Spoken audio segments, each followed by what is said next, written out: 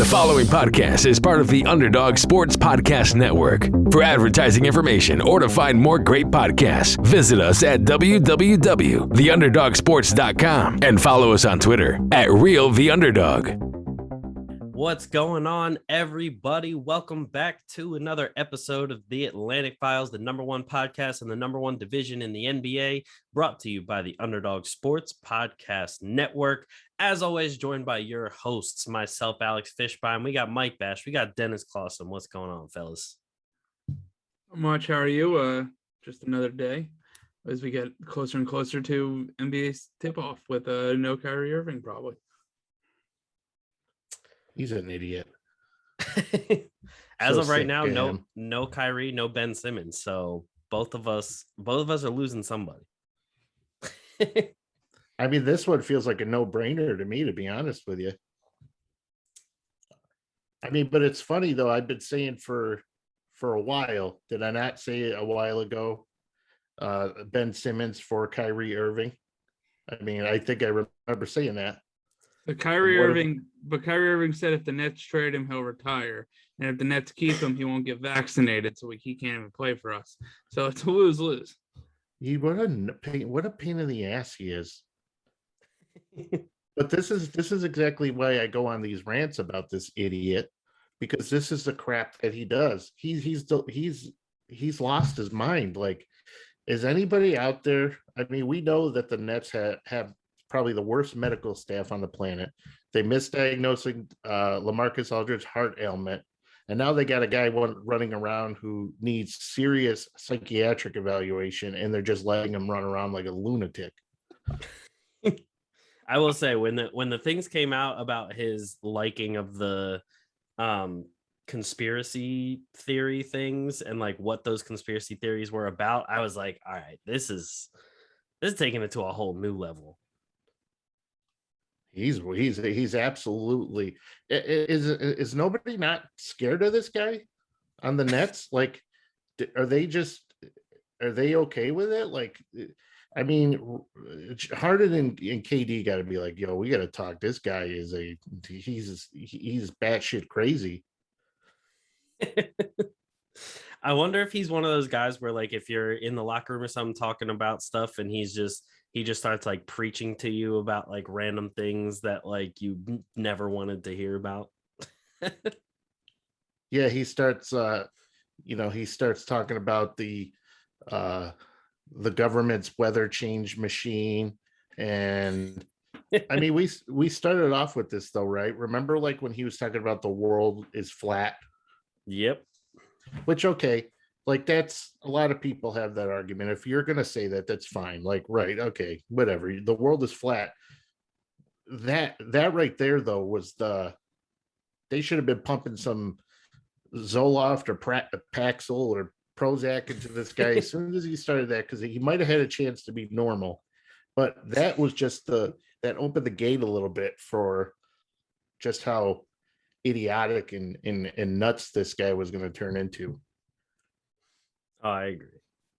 I mean, I have a feeling we're going to hear a lot about different conspiracy theories from a lot of different players about the whole vaccine and everything like that. I mean, even Bradley Beal had to run back on his vaccine thing, saying like, oh no, it was just because my doctors told me that I shouldn't get it in 60 days because I had COVID in that time period.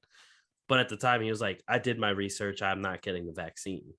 And usually when that comes up, it's like something crazy like Kyrie's doing. I mean, I know we could get into this whole vaccine debate and everything. Yeah, we can save that for another time. Yeah, I mean, if I gotta hear the word vaccine, like, if I never heard the word vaccine again for the rest of my life, Or quarantine. quarantine. But hold on, let's we were here to talk about the Central Division, so let's not talk about the vaccine. Let's not talk about Kyrie Irving. Let's talk about the Chicago Bulls, the Detroit Pistons, not the Atlanta Hawks. Why am I saying the Atlanta Hawks? The Milwaukee Bucks. The Bucks. Thank you. I'm sorry. Pacers and the Cleveland Cavaliers. I don't know why I couldn't think of who was in that division. So last season. No. Go ahead. No. Never mind. So last season, the only playoff team from the division was the Milwaukee Bucks and the eventual NBA champions. Asterisk. We can give them an asterisk if that makes you feel better. Milwaukee Bucks finished in first in the division. Pacers were in second. Bulls were in third. Cavs in fourth. Pistons in fifth. So let's start off. We're going to go bottom to top. So Detroit Pistons, 20-52 last year. They're 1-11 in the division. There's not that many great things to say about Detroit. They got rid of a bunch of people. They ended up getting the first pick in the draft. They took Cade Cunningham. They have some promising people. They have people like Sadiq Bey, who played really well in his rookie season.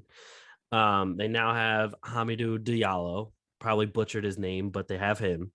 They have Jeremy Grant. That was right. Who looked okay. All right. I'll take the credit for that. They have Jeremy Grant, who's looking a lot better. They have Killian Hayes, who we didn't get to see all that much because of his torn labrum in his hip. But after them, it kind of falls off. I mean, Kelly Olynyk is there, but like, again, we know what he is, and he's there to kind of just be a veteran presence. I kind of like their draft selection of Luka Garza at the end of the second round. I've always been a fan of his. He's a solid player. And after that, I mean, I don't really see that many promising people. I guess you could maybe put Isaiah Stewart into that conversation. There's one guy you haven't mentioned. Oh, God. Who? Uh-oh, he's serious. He took the glasses off. Josh Jackson. He's bounced around the league. He's on his third team now, but it looks like he might have found a home in Detroit. He came in, played 62 games for them, averaging 13.5 points a game, shot 30% from three. That's not good, but he played well. He 2.5 assists, 4 rebounds. He gave you a little of everything, a steal, a block a game. Josh Jackson was a guy who was the 4th overall pick, I believe, in 2017 by the Phoenix Suns. Came out of Kansas. I loved him in Kansas. I thought he was going to be a stud, and he hasn't panned out this year or to this point in his NBA career, but it's a guy that has upside. He's still only 24 years old, and the Pistons, they're kind of like where the Nets were like the Nets being in the playoffs, with the exception of they have a bunch of draft picks. The Nets were nowhere near the playoffs, and they were just collecting talent, taking chances on guys, collecting assets where they could. And eventually, that's where they got D'Angelo Russell and Dinwiddie and all these guys. And now we see what happened. I'm not saying that, Giannis is going to end up signing in Detroit. That's not what I'm trying to get at. But they're in a spot where they got nothing to lose. So if they lose, they'll just get more high-end draft picks, and they're collecting talent. They're collecting upside. Cade Cunningham is one of the best prospects we've seen come out in at least the last 5 years, probably in the last 10 years. He's up there with Cat and, he's not at the LeBron level, but he's up there with Luka. He's up there with Cat in terms of prospect. So I think that's going to be a good addition to them, and see what other guys can mold and grow with him as part of their young nucleus. But they're not going to be good this year, but they're going to grow, and they're going to continue to collect assets. And I think they're doing things the right way. They got 4 second-round picks to just take the contract of DeAndre Jordan. So I thought that was a smart move for them. And what? You hate that so much. I hate that we had to give up 4 second-round picks. I mean, why couldn't we give up 2 second-round picks? But besides the point. And we never mentioned the fact either that the Pistons play at the Little Caesars Arena. What does that have to do with anything? Are you going to Crazy ask for bread? a pizza? Crazy bread. Dennis is hot and ready. That's right. I'm always hot and ready.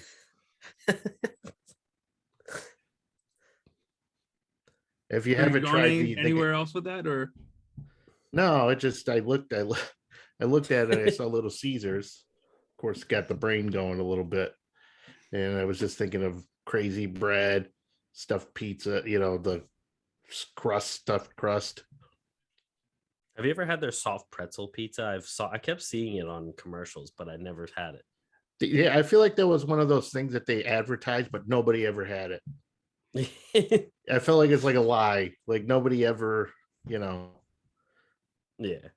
But anyway, your thoughts on Detroit?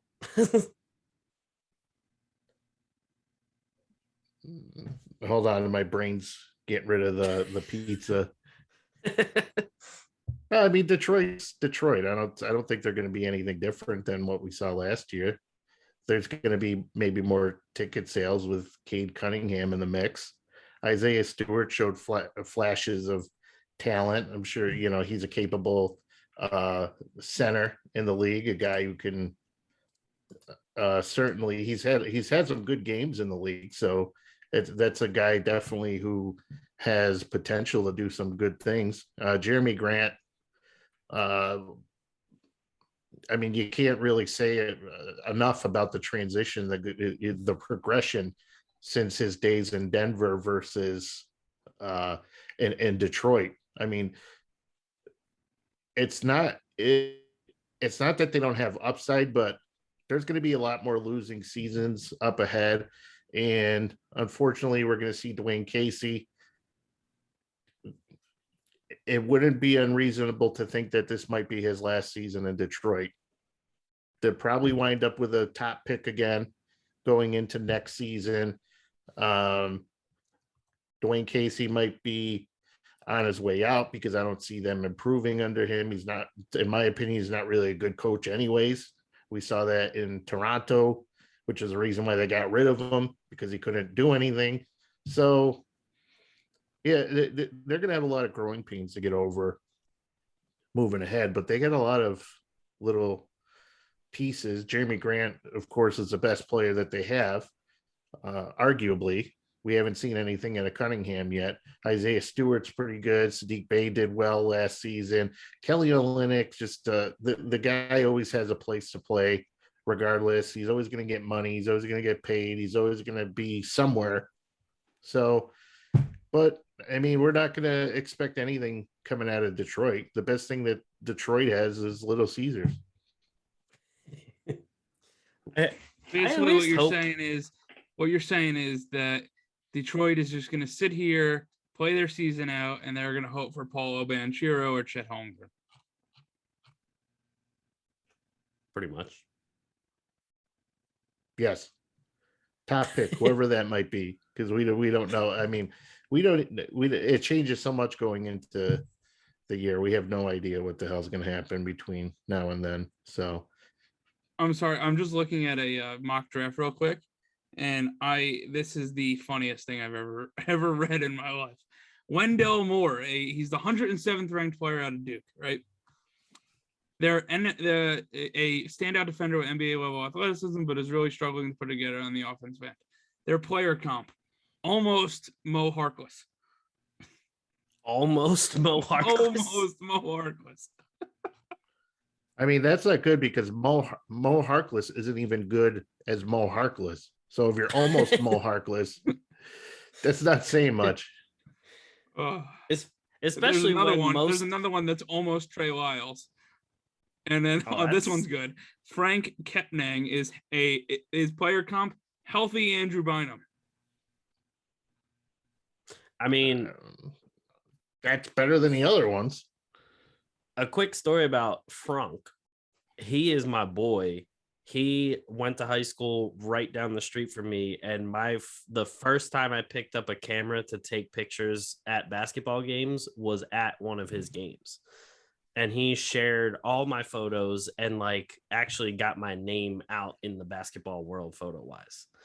So if he's going to be a healthy Andrew Bynum, I'm all for it.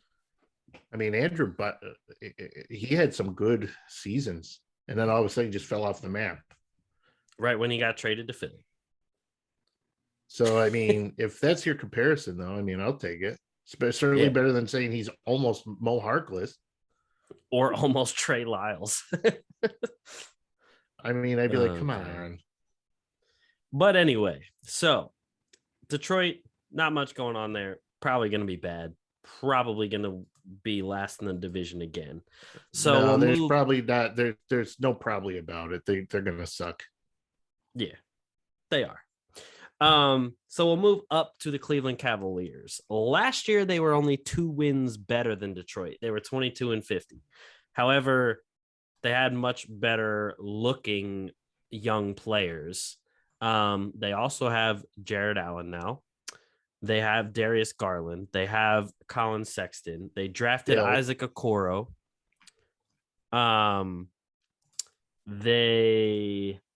This year, let me pull that up. This year, they drafted Evan Mobley with the number 3 pick. They added Taco Fall. Just remember that. They still have Kevin Love. They added Lauri Markkanen. They still have Sheedy Osman, Ricky Rubio, Denzel Valentine. There's some of these guys I forgot they even added. But so they got a decent squad, especially now, like a starting 5 with Jared Allen, Evan Mobley, Colin Sexton, Darius Garland, and Isaac Okoro. That's not a bad starting 5. Their depth leaves a little to be desired, especially when you're still paying Kevin Love like $30 million a year. But I mean, I can definitely foresee them trading him at some point, especially right before the trade deadline. But overall, I mean, I think this team is going to be pretty much around what they were last year. I see them probably I could see them winning like 27 to 29 games instead of 22 from last year, but still not making playoffs, getting a little bit better incrementally, barring any kind of big deal, because they are rumored to be ready to offer some kind of mega offer for Ben Simmons. That's what the reports have been going around. So if they make some mega offer for Ben Simmons and get rid of a lot of these guys, then I see them being exactly what they are now.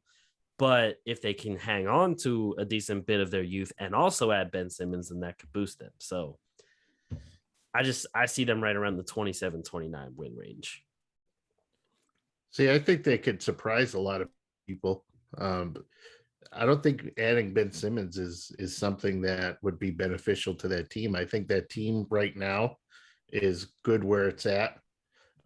If they're going to go downhill, that's fine. Go downhill and stock up on some more younger talent. Jared Allen right now is on my list of a guy who could be an all-star next season. I mean, what a huge leap from, I mean, he was good in Brooklyn. He was really starting to come into his own toward his latter days in Brooklyn. But then when he went to Cleveland, I mean, and sky's the limit for this guy. They got Mobley up there. If anything, Kevin Love's going to provide good mentorship for all those guys. And Lauri Markkanen, it's going to be interesting to see how they shuffle that rotation with those 3 guys around. Markkanen. Oh, I'm sorry. Markkanen was on the Bulls. I thought Markkanen got traded. You're right. My bad. Yeah. This is why I yell at you sometimes. Not only did he interrupt me with that, but anyways, Colin Sexton, he averaged 24 points a game last season. Darius Garland, they're really high on.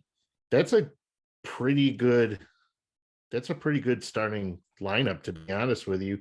Chetty Osman's a good guy who could come off the bench. He's played well. They got Ricky Rubio kind of in the, another mentor guy.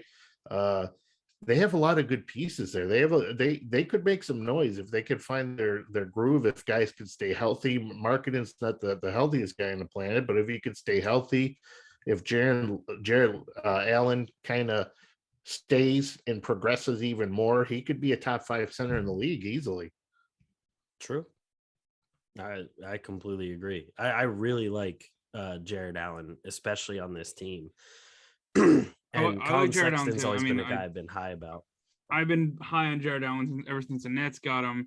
I don't know what they're going to do with this Sexton Garland, aka Sexland backcourt. I know there was talks earlier in the offseason that they might trade Colin Sexton. So I don't know what's going on there, if that's still an aggressive thing, maybe to get Ben Simmons.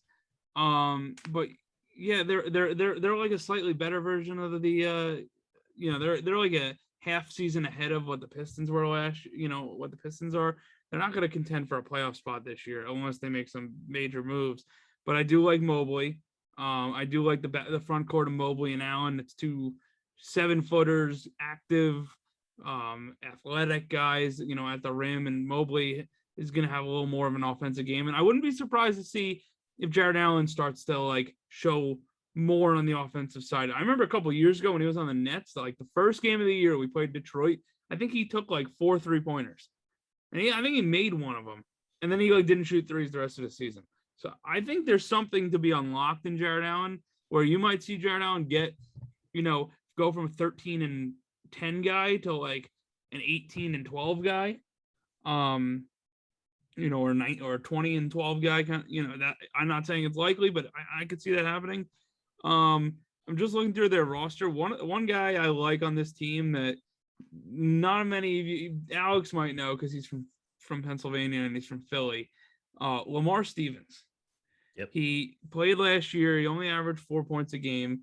Sure, he's not going to get much run, but he played at Penn State, and that's a guy that can ball. That's a guy that can score. You can run the offense through him. Is he ever going to be a starter for them? No. But can he be a guy off the bench that is a spark? Can be a 6-man. 6-man's going to be a lot to say, but you know what I'm trying to say. Can he be a guy, comes off the bench, gives you some quick offense? I wouldn't be surprised if he takes a leap this year and maybe, leads that second unit or helps lead that second unit. Other than that, like you said, they have a lot of young guys, a lot of upside guys. Kevin Gelly's a project, but he's getting a little older now for a project. He's 24.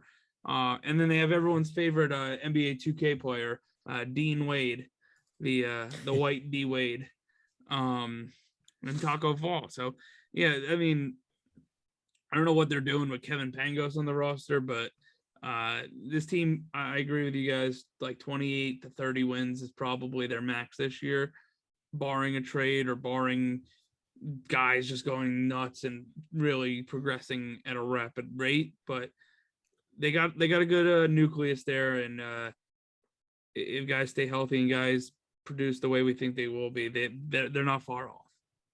If I could add, I think that they could be on the cusp of a play-in team. I don't think we should rule that out. That's on the cusp of a play-in team. 10, the 10 seed's a play-in game, and there's 15 teams in the conference. If you could be the 12th seed in the East and be on the cusp of a play-in game. Yeah, that's what I'm saying. Like, yeah, but you could be 6 games out of that.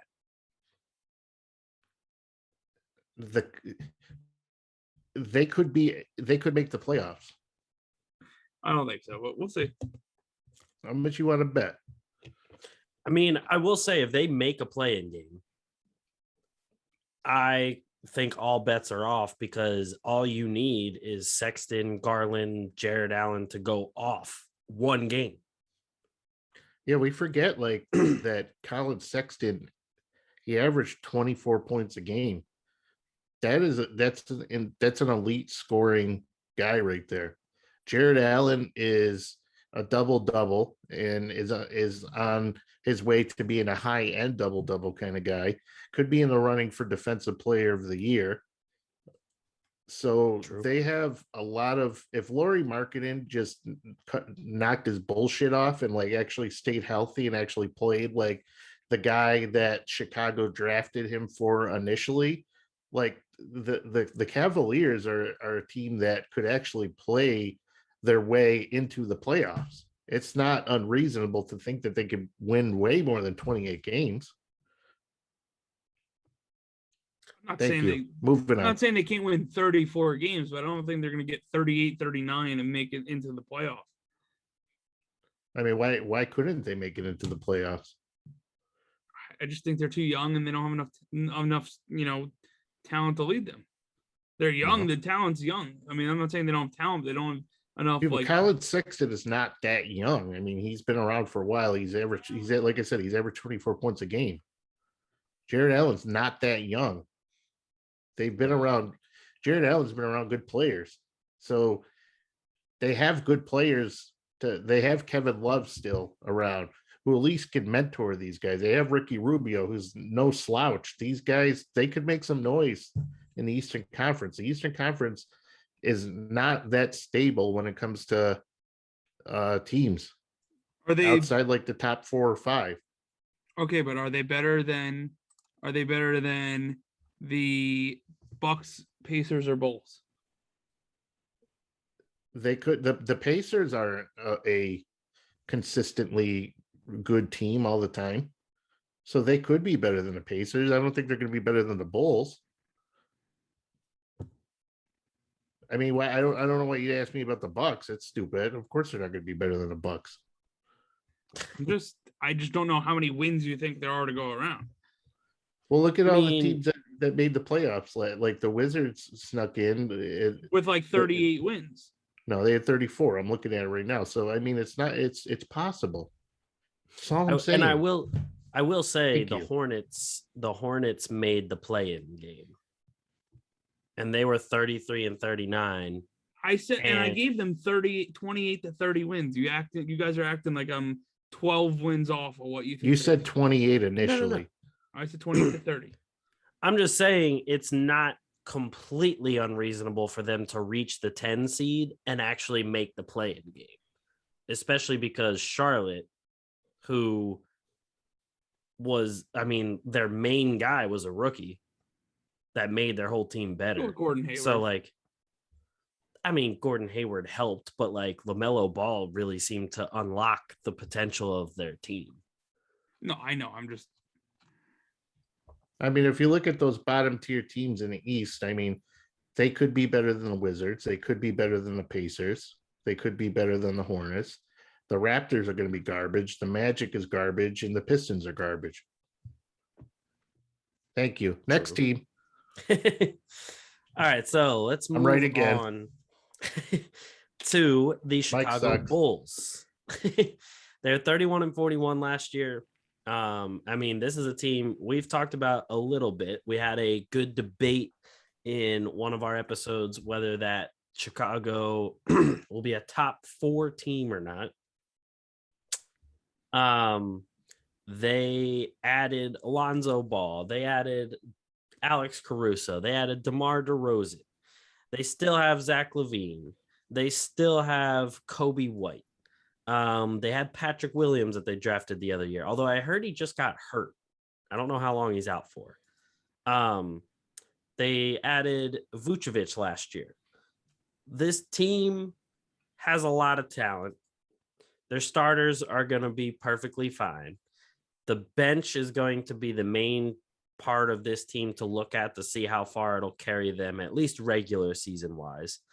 But I obviously see them doing much better than they did last year at only 31 and 41 and not even making the play-in game. So, I could see them reaching up to the 6th, 5th seed, but as I said in our previous debate, I don't see them being a top 4 team in the East. Yeah, I agree. I don't think so either. I think that would be a playoff team for sure. I think worst case scenario, they're in the play-in game. But you got DeRozan, you got Lonzo, you got Vucevic, you got LaVine. So you got 4 go-to guys that are going to carry your team, albeit a couple of them really can't shoot. But, Dennis doesn't want to talk about that. I had to throw that in there. I love the draft pick of Ayo DeSumo.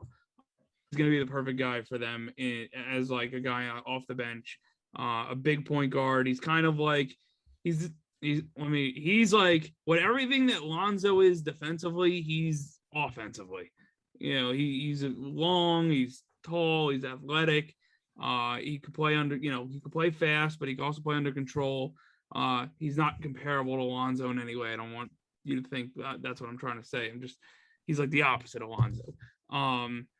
But he's a good player. He was a great player in the Big Ten. Absolutely destroyed Rutgers when we played against him, destroyed teams, and I think he was the Big Ten Player of the Year, if I'm not mistaken, or one of. I know he's all first team Big Ten, so I really like that pick. LaVine really grew last year, really took off. Vucevic has been a monster player for the last however many years. So yeah, I think if all things go right, this team's a top 5-6 team in the East. I don't think they're breaking to the top 4.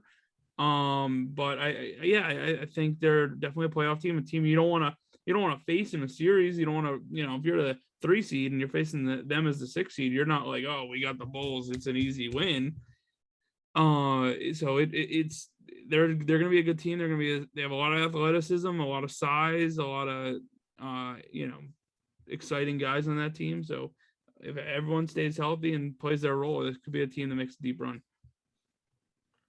So Pat Williams ankle sprain, so that's not too bad. Okay, that's not bad. But I mean, Lonzo said the other day he wants to play a more traditional point guard role, which is fantastic for him because he doesn't need to do anything more than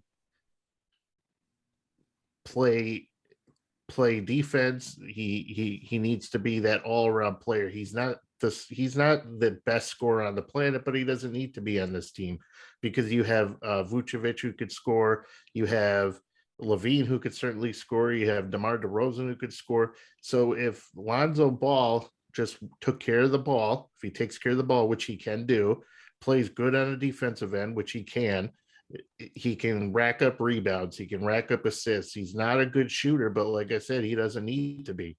So if he can be just a good distributor and good on the defensive end, Lonzo, and I said it before and I'm going to say it again, I think Lonzo Ball is going to be an all-star this season.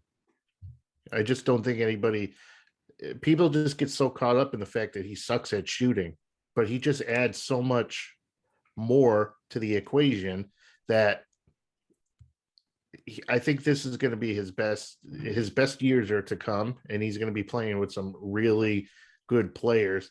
And the fact that the Bulls have like Kobe White and Alex Caruso and Derek Jones, like all these guys are just going to make that team. They certainly can be a top 4 team in the Eastern Conference, because if you look at the top 4 teams in the Eastern Conference, I mean, I don't trust the Knicks to really.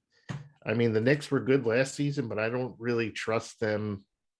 I don't trust the Hawks. I don't trust the Heat from a health standpoint. So it's certainly reasonable to foresee that the Bulls could sneak in and be one of the top 4 seeds in the Eastern Conference. I mean, I don't think it's outlandish to say they could sneak in, but especially assuming health for each team. For some reason, their talent just doesn't like stand out a top 4 team to me. Although at the same time, I mean, the Knicks stand out as a top 4 team to you? No. Okay, so did the Hawks? The Hawks were right there. They certainly who'd they have? I mean, Trae Young. John yeah. Collins isn't like a great player. He's a good player, but he's not like somebody who's going to be like, oh no shit, they got John Collins, we better watch our ass. Clint Capella, he's a good center. He's just, I mean, so the Hawks aren't a team, but if the Bulls got, I mean, Vucevic is probably one of the best centers in the entire league. Never gets credit because, like I said, he was playing down in Orlando. Nobody cares about Orlando. Half True. the people don't even know that they have a team. If you even told them most of the people don't even know who the hell Vucevic is. And they just don't know how good this guy is.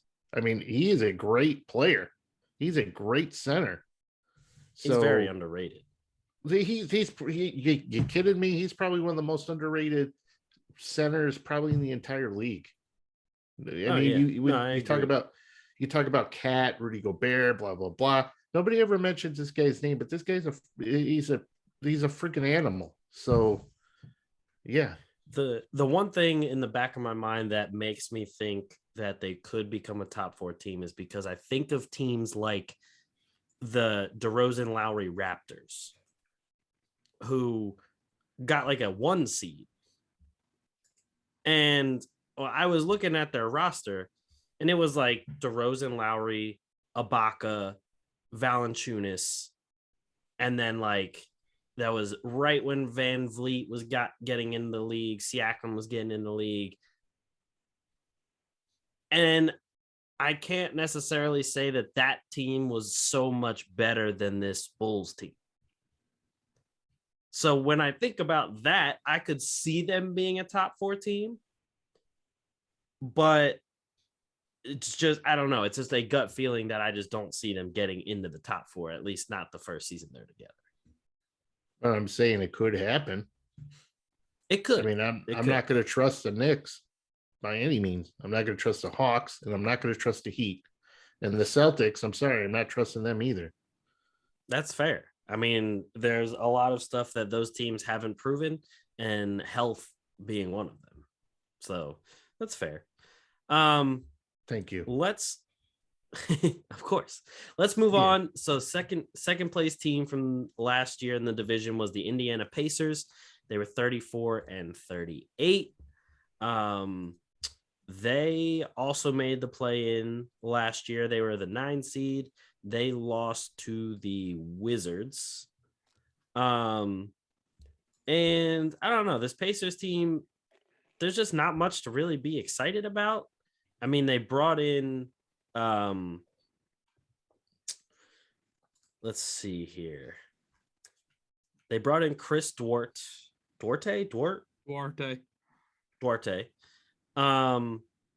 And they still have guys like Malcolm Brogdon. O'Shea Brissett showed some pretty good flashes. Justin Holiday is always that good, solid role player for them. They have Jeremy Lamb. They have Karis LeVert. They got my boy TJ McConnell, of course. I was going to say that. League leader in inbound steals, TJ McConnell. Domantas Sabonis. They have Miles Turner still. TJ Warren should be coming back. He was injured pretty much all last year, wasn't he? Don't even. I probably would have had him into the. I mean, he was the bubble Michael Jordan, so. Yeah, but now he doesn't have his foot. He doesn't have a foot, so. Yeah, he went from bubble Michael Jordan to Andrew Bynum. But so I mean, the team's okay. They got some offensive talent. They play well together at times. They added Rick Carlisle as the coach. That's one big addition that they did have into this coming season. Rick Carlisle is now the coach. I mean, you got a championship experience coach in there now. And I think he'll definitely have some better schemes and everything than last year. But I think I just see them finishing around the 9th, somewhere from 10, 9, 8, anywhere in that seed area. I see them in the play-in game because they flat out have the talent to make the play-in game. But I don't see them doing much. They have a lot of, I'm looking at their roster and their coaches here. They have a lot of people on this team, in this organization I just love. Ronald Norred. Do you guys know who Ronald Norred is? I do not. Dennis? No, I'm waiting for you to tell me. Well, he's their assistant coach. He was the assistant coach for the Charlotte Hornets for the last few years. And before that, he was the Long Island Nets head coach. Why is he relevant? Well, he was on the Butler teams that went to the Final Four in back-to-back years. He was like their sixth-man defensive stopper point guard. I just loved watching him when he was at Butler. So I know he was working his way up the coaching ranks, and it looks like he's going to be one of those next guys that gets a head coaching job out of the assistant ranks. So because he made a Final Four, you're raving about the guy. He went to the Final Four. Yeah, but I was a big Butler guy back in 08, 09. I loved Butler with Sean Van Zandt, with Matt Howard, with Adams. I think Adam Smith, rest in peace. Gordon Hayward, of course. Shelvin Mack. That was a great team to watch. Brad Stevens. Brad Stevens was the coach. It was a fun team there. They had a fun team. I love those Butler teams. But then you got LeVert, you got Sabonis, you got Miles Turner. That's your big three right there. You got Malcolm Brogdon. I like the pieces here. I'm looking at their two-way guys. I like Dwayne Washington out of Ohio State. He's just a guy that can score. He can score at any level of the offensive. He can score from three. He can get into the paint. He can pull up mid-range. He's a flat-out scorer. I hate Dejan Jarreau. He was on Houston last year playing against Rutgers in the second round. This guy had like a hip injury and he kept fighting back. And if he would have just stayed on the ground and not played and stayed on the bench, Rutgers would have won that game and probably would have went to the Final Four. So for that, I will always hate Dejan Jarreau because he was a tough player and he gutted it out and helped Houston beat Rutgers. I hate TJ McConnell. He's just not a good basketball player. Always good at stealing inbounds passes. But no, it's a good team. This is a team that's going to be in that 6 to 10 range, I think, this year, depending on health and how some of their younger guys come along. But Indiana Pacers are consistently a good team, and I don't think there's any reason for them not to be this year. So anywhere from probably 6 to 10 is where they're going to end up. Probably around 30, probably around 40, 41 wins, 42 wins, somewhere in that range. So really what it comes down to is not guys who played in the Final Four. It really comes down to health, right? So it's going to come down to whether Karis LeVert could stay healthy. It's going to come down to whether Miles Turner could stay healthy. Guy averaged 3.5 blocks last season. Had some injuries though. Go ahead. I just wanted to add one thing. Domantas Sabonis gets some brownie points with me because I don't know if he's married yet, but his fiance is Jewish. So I just wanted to say that. Mazel tov. I already loved Sabonis, but he gets extra bonus points there. Maybe he just celebrating. He didn't play in the Final Four though. Rosh Hashanah. Yes, he was, and Yom Kippur. So I mean, we were talking about Vucevic. We can kind of say the same thing about Sabonis, who is quietly one of the best players in the league, and nobody really gives him credit for how good he really is. Well, besides, I mean, but I'm just talking general. So nobody. I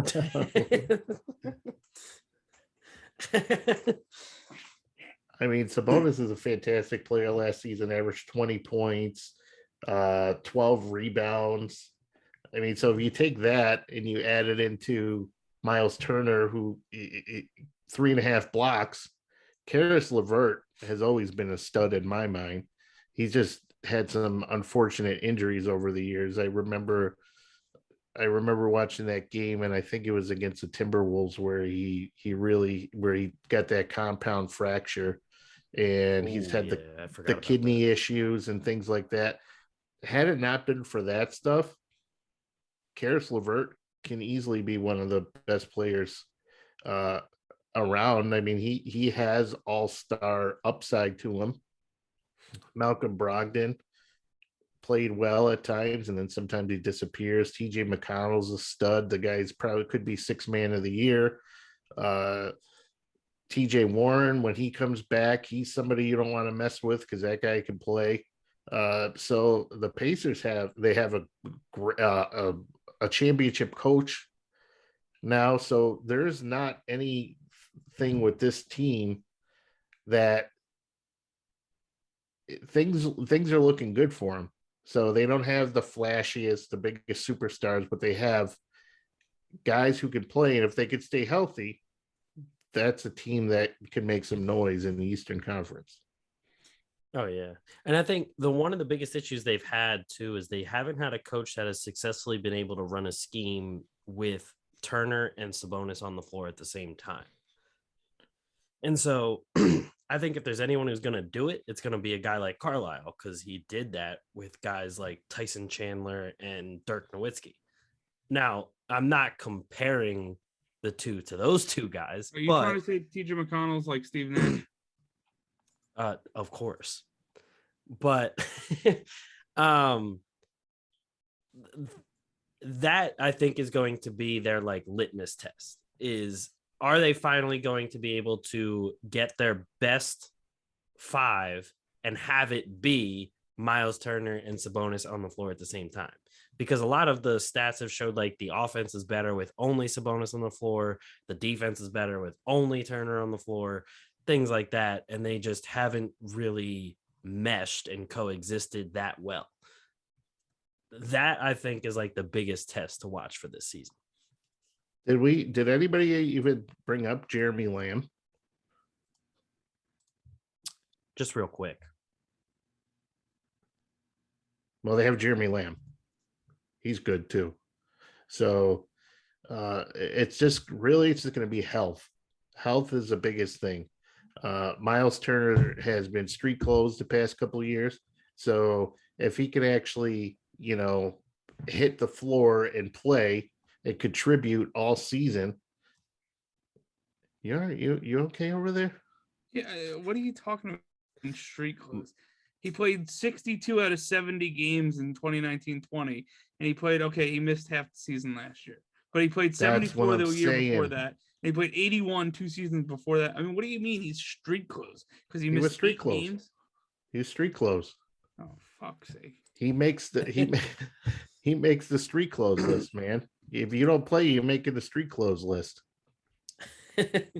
Every team's got one. Every team's got one. He's street clothes.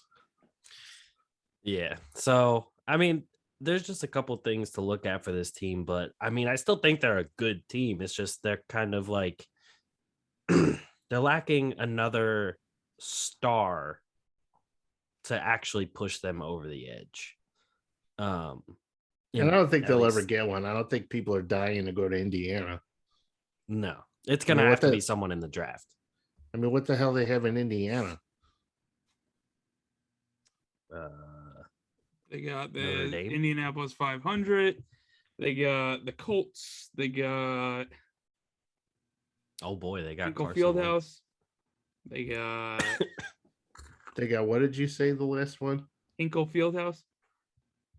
So they have nothing. That's where they filmed Hoosiers. I mean, the Hoosier Dome is pretty cool. True. Yeah, no, they don't really got. They really got nothing. Yeah, so I mean, they held the Final Four there last year, though. You're probably the only guy outside of guys who bet on sports who actually cares about college basketball. Oh God! But all right, so moving on from the boring state of Indiana. Yeah, you need a Zyrtec, man. You're killing me. Oh, my allergies have been. You were like, I feel insane. like I'm getting allergies now. Yeah, go ahead. Right when it starts getting cold is when the allergies start going for me. But so we move on to the Milwaukee Bucks. Obviously, NBA champions, 46-26. Capitalized on a lot of teams getting injured and everything, as does a lot of championship teams. They pretty much returned most of their roster. There's really not like that many big losses other than maybe, I guess, PJ Tucker. They re-signed Bobby Portis. They lost Bryn Forbes, but like there's a lot of time Bryn Forbes actually hurt them. They did add George Hill again. He comes back. They added Rodney Hood. They added Semi Ojeleye. And oh my God. I mean, I'm sorry, but we start talking about Indiana, we start thinking about farms, and you have an asthma attack. I know, seriously.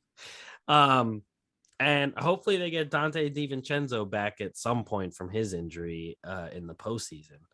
I forget exactly what he did. Was it a hip? That was a knee. I think it was. It was something quad. Lower body. Was it hockey? Severe ankle injury. Oh, okay. Well, his lower body. So yeah, I mean, I see them winning the division again. I see them being a top 4 team again. Giannis, obviously, like top 3 best player in the league. What about Grayson Allen, man? That's a pretty. I mean, he started to turn things around in Memphis. True. I mean, Grayson Allen is a pretty good addition. They also had a Tremont Waters, if anyone really cares about him. No. All in all, yeah, I mean, the team's still good. They pretty much return most of the important pieces. I still think they'll probably be a top 2 team. So, like, I just don't think they're going to win the championship again. I don't think they're going back to back, and I don't think they're going to make the NBA Finals. But I could see them making the Eastern Conference Finals and probably losing to Brooklyn. They barely beat Brooklyn with half of James Harden, half, you get a couple of games out of Kyrie, and literally Kevin Durant just decimated that entire team by himself. So exactly. I don't want anybody to come out here and be talking about how good Milwaukee is, because I'm going to throw up. They won the NBA title. I mean, they're not that good of a team. Giannis is a good player, but I said it before, he was very exposed last season. Foul shooting. If you're a professional and you shoot fouls, the only one who could get away with that is Shaq. Other than that, if you're a pro and you shoot foul, and he wasn't, there were times when he wasn't that bad at free throw shooting, but if people are that worried about you shooting free throws, I mean, that has to be one of the easiest shots you could take outside of a layup. There's a problem. So the Milwaukee Bucks aren't that good. Bobby Portis was never that good. Drew Holiday was good. He was just playing for a crappy team. And Chris Middleton is a joke. The guy is the most inconsistent guy going. And the reason they had to add Drew Holiday is because Middleton sucks so bad that if they didn't add Drew Holiday, they wouldn't even be close to where they. And it's also funny too that there was rumblings about a coaching change and things like that, and then all of a sudden now there's a title and a pitcher. Now everything is all great. Give me a freaking break with Milwaukee. They're like, we love Budenholzer all along. Yeah, he's great. We never said that about him. Yeah, okay. They literally almost threw him out the door, and he would be selling meat in Minneapolis off the back of a truck if it wasn't for the fact that every single person on the Nets basically was hurt. Thank you. I mean, it can be argued that Drew Holiday is the most important person. I hate the Bucks. I hate everything about the Bucks. I don't like Giannis Antetokounmpo, other than I thought he was going to be a star before he was a star. And I hope that they lose every game this season, because they did not deserve to win that championship last year. They absolutely suck. They're gonna roll the ball out there and win 56 games just because of Giannis and because he gets every call and can take. They only won 46 games last year, so they'll roll the ball out there and probably win 45 to 50 games again this year, because Giannis gets 30 seconds at the free throw line, and if he misses a layup, gets a foul called on him. And Chris Middleton produces more sweat than I've ever seen any other human produce. So when you try to guard him and you get close to him, you slip off of him, and then he gets wide open shots. Brooke Lopez, you just haven't seen me at the Chinese buffet. Brooke Lopez is just, all of a sudden the dude is a sharpshooter and killed the Nets. So that was his revenge series. And then Splash Mountain, baby. I don't care about any of these other guys. He was doing that shit in Brooklyn, though.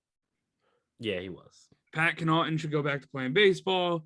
Dante DiVincenzo hasn't been anything special since the Final Four.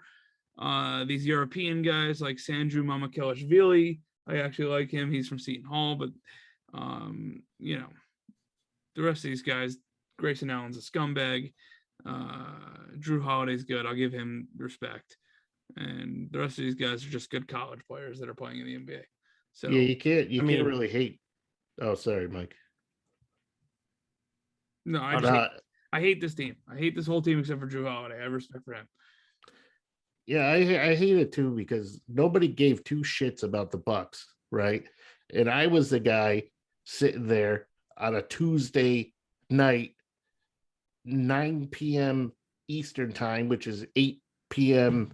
Central time. That's not even the right time. And I had to stay up and because I tried to support the small market teams, I literally was just watching them and I was rooting for them. But they've turned into the biggest group of assholes that you can imagine. That everybody's going crazy over Giannis is not that good. He's not that good. And I can't wait for the Nets to get healthy. And then the Nets are literally just going to go in there and they're just going to shit all over them. Well, they don't have PJ Tucker anymore, right? So we don't have to worry about those corner threes killing us. And whereas the security guy running out on the court because PJ Tucker can't beat up Kevin Durant because Kevin Durant would just literally beat the living shit out of him. So he had to bring some dude out on the court to. That was Kevin Durant's security guy. Oh, I got him mixed up. But yeah, he probably. Well, I think what happened was PJ Tucker had to call over to Kevin Durant's security guy because he knew he was going to get his ass kicked. So he said, "Can you please come over here and make it look like you need to restrain your guy so that I can keep my bad boy image?" The big thing for me is if the Bucks didn't have Drew Holiday, they probably wouldn't have made it out of like the second round, the first round even. Yeah, that's what I said because Chris Middleton's a pile of garbage. And not just that, but like Drew Holiday's defense from the point guard position was a huge boost for them because the only point guards they had before Drew Holiday were like Eric Bledsoe and George Hill. And they had Brogdon in the beginning of Brogdon's career. And it was like, none of them are even close to Drew Holiday. And so the fact they had Drew Holiday, I mean, boosted their odds of even getting close to a championship by bar none. And it was funny also because they were supposed to have Bogdan Bogdanovic. And that whole, I forget what happened with that, but that whole thing fell through. And then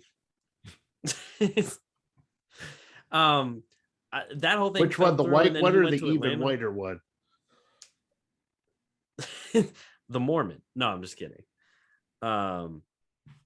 But it's like, if say they did have Bogdanovic, they probably wouldn't have had some of the other role players that they did end up having. So I think that there was a lot to be said that Giannis was, I mean, he was the same that he was the season before. Still a very, very good player. I mean, MVP, annual MVP candidate, everything. Chris Middleton, like a very good third option. And then you finally get the guy that makes you a championship team.